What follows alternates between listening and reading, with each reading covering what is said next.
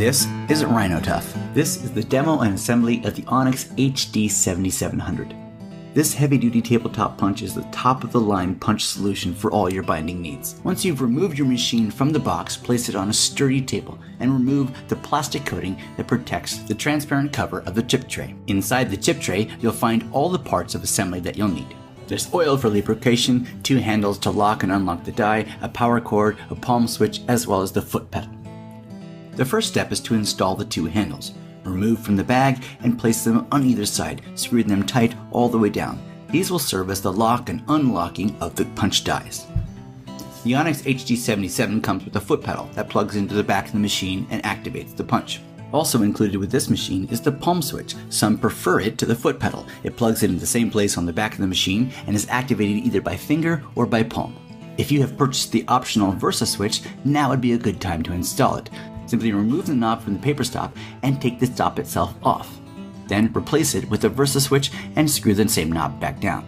This switch plugs into the back of the machine in the same spot for the foot pedal or the palm switch. For the Onyx HD7700, the dies go in on the right hand side. Place them in, slide it all the way in until the black part is flush with the machine, and then lock both handles on the right and left.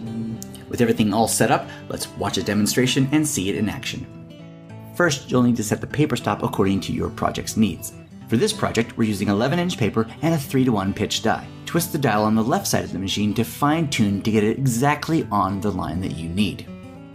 With that all set, let's run a test paper.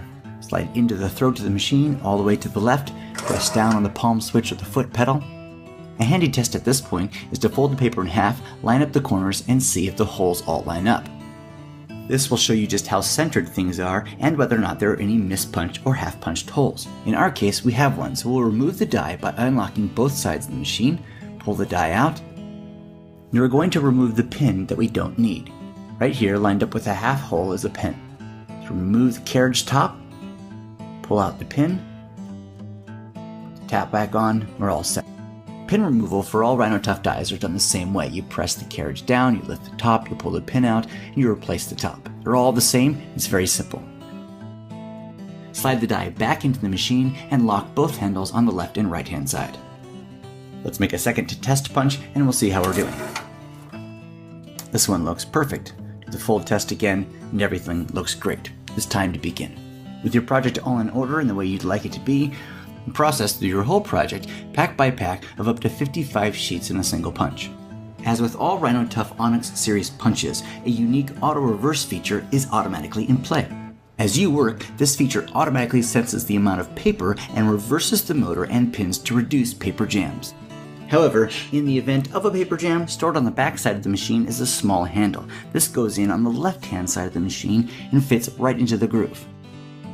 Turning it counterclockwise will reverse the pins in the machine. Then you can remove your paper. If you need to, you can peer down just to the left side of the paper stop and you can actually watch the pins retract to make sure they're all gone before you remove your paper. The chip tray in the front is transparent so you can see right through to keep an eye on just how many chips are building up. That's it, you're on your way to a great many books with the Onyx HD7700. The Onyx series.